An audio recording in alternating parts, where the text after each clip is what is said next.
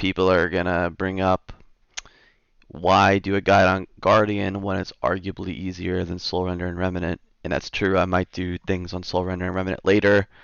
Um, However, trends of guilds on Guardian, they, it should be a sub 10 pull boss, but guilds who aren't really prepared will see themselves doing 20, 30, 40 pulls on this fight. Excuse me. And, you don't want to be that guild, because that's a huge waste of time and it's going to cause a lot of frustrations in the raid. If you're wiping to this boss for basically heroic level or lower mechanics wiping you. And that can all be solved by prep from your healers and from your raid lead, and at individual level you can do some things as well. So that is why I'm doing a Guardian guide. Now, I pulled up here a VOD of our reclear. Now, the reason I'm not showing a prog kill is because I think this is going to turn into a 5 heal fight for most guilds, and I'll explain that why, and we 6 heal prog. Now, the reason you 6 heal prog is because the damage check was a little tighter, and usually your healers are good enough to keep up on 3 purging protocols. And your DPS and whatnot is good enough to survive 3 purging protocols. But when you go down in skill, as raid skill overall throughout the ranks, it's easier to take 2 purging protocols.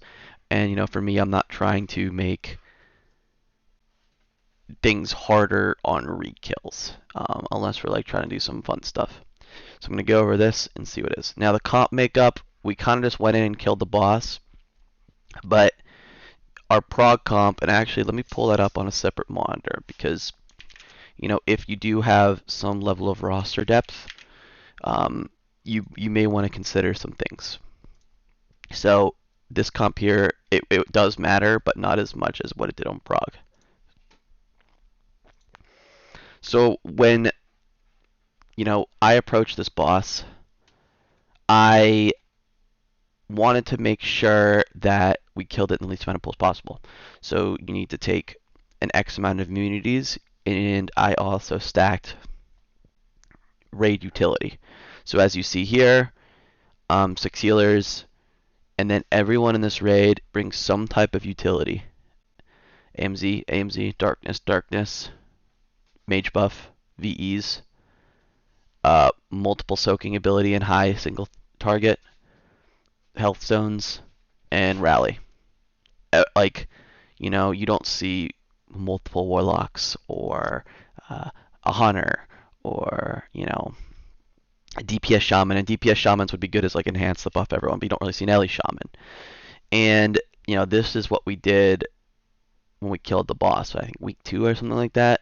Week 3, I don't remember. It might have been week 2 or 3. So going back to the VOD, you'll see something a little different. We have a Mistweaver, we have a shaman, but he's buffing the melee, double mage. It doesn't matter as much at this point. However, one thing that will matter is the immune setup. And what I'm going to bring up here is what we did with the immunes. Now, before you even pull the boss, you need to set this up, and you need to communicate with your raid what they're doing. Now, in the first one, in total there's 9 immunes you need to get, and sometimes people's cooldowns come up. So what we have here is we have HPAL, HPAL Rogue, and then HPAL, HPAL Rogue again at 442, because their CDs will be up. At 136, this is from the Rekiller. Hunter, DH, Mage, and then Rogue, Rogue, Mage. So you need to kind of think, mages are going to, unless they're Frost, are going to have a 5-minute cooldown Ice Block, I believe. And, Rogue's Cloak's a little shorter, and Paladin Bubble's a little shorter. So you can kind of think about how you're going to do this. And set it up. And just make sure that you set that up first before you even think about building your comp. And everything's a checklist. You take a mage, take a lock, you take all those buff classes, and then you're gonna fill out the immunes, and then you're gonna fill out raid utility, and then you're gonna fill out damage. Um, so we'll continue here. I don't want to waste too much time on this fight. Now, one thing we didn't do is we didn't put down any markers. I know a lot of guilds put markers around these. You can do whatever you feel comfortable with. It's just we decided it wasn't necessary. So the first thing I'm going to note is, you're definitely going to lust on pull, and everyone's obviously going to spec full single target. And what you're going to do is these bombs are going to come out. You see it coming in 8 seconds, and they're going to make a Venn diagram around. Good, he gets it. This is very good. They're going to get a Venn diagram around this. Now, notice how every one of these circles is overlapping with the pillar.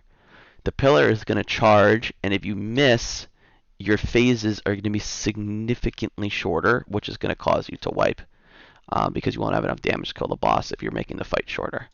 So they're going to charge, and then they're going to get back in.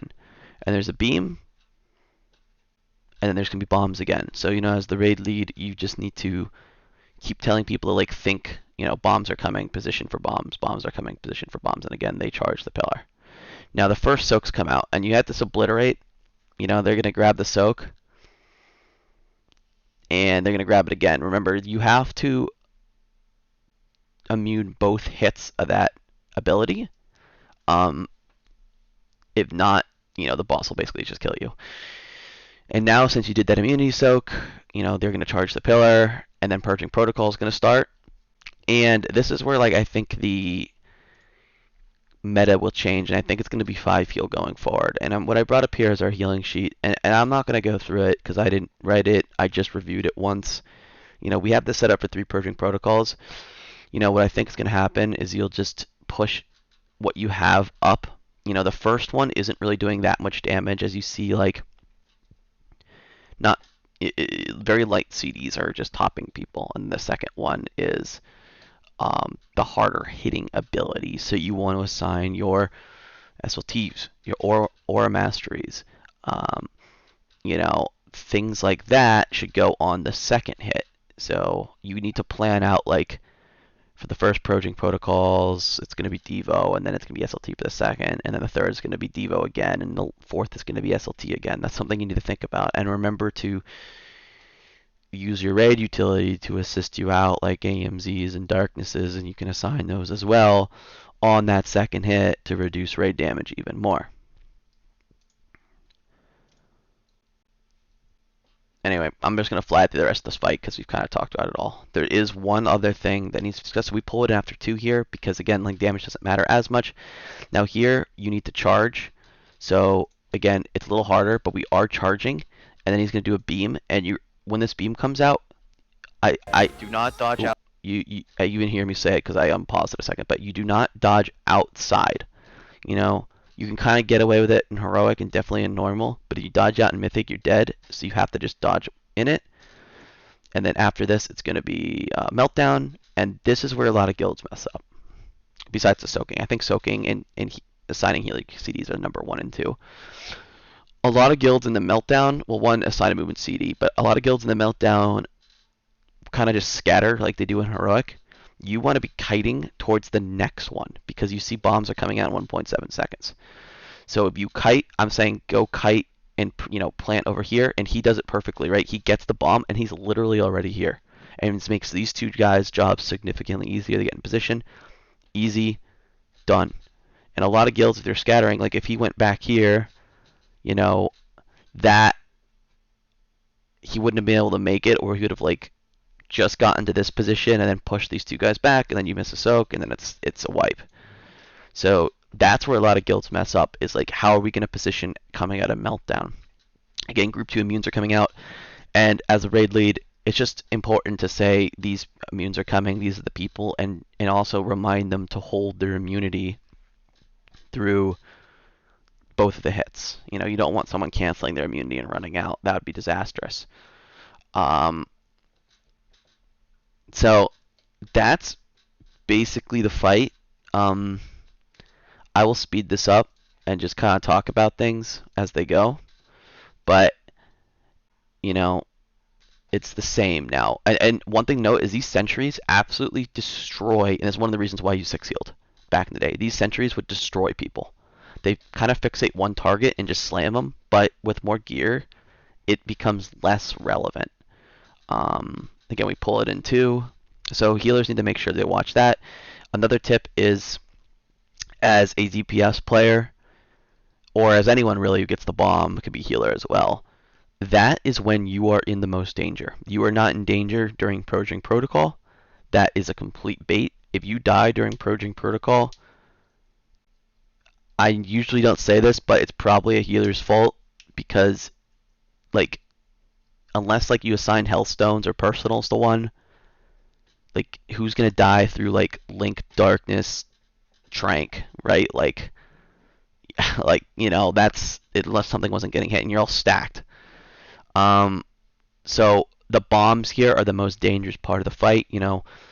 If a DPS or a healer gets a bomb, that's a really good spot for your personal and health stone and health pot to make sure that you live through it. And the healers need to look to spot heal those targets a little more, but in early pulls, they're also progging, so you need to do your job as a DPS to execute that properly. Anyways, you see here the fight, it's about to end. The rest of the time you get the bombs out, dodge frontals, make sure sentry targets are healed. We're going to kill the boss like way before Berserk, so it doesn't really matter. This is group 4 immunities. So again, you don't want to wipe to immunities, that's just foolish. And that's basically it. That's Guardian. So again, the goal of this guide was to kind of make your guild not pull the boss 25 times and maybe have it, sub 10. And I think if you, engrave the core mechanics of the fight to everyone you raid, Meltdown, go dodge the next orb, do the Venn diagram on the bombs, 2 Purging Protocols, healer assignments, make sure your immunity soakers know to take 2 and where they're going. That is a very common wipe for a lot of guilds, is missed immunities. And just making sure that everyone knows those things, you can turn this boss into a 10 pull boss. Anyway, that's all I have. I can bring up, I guess it doesn't even matter, I already showed the other logs, but that's all from me.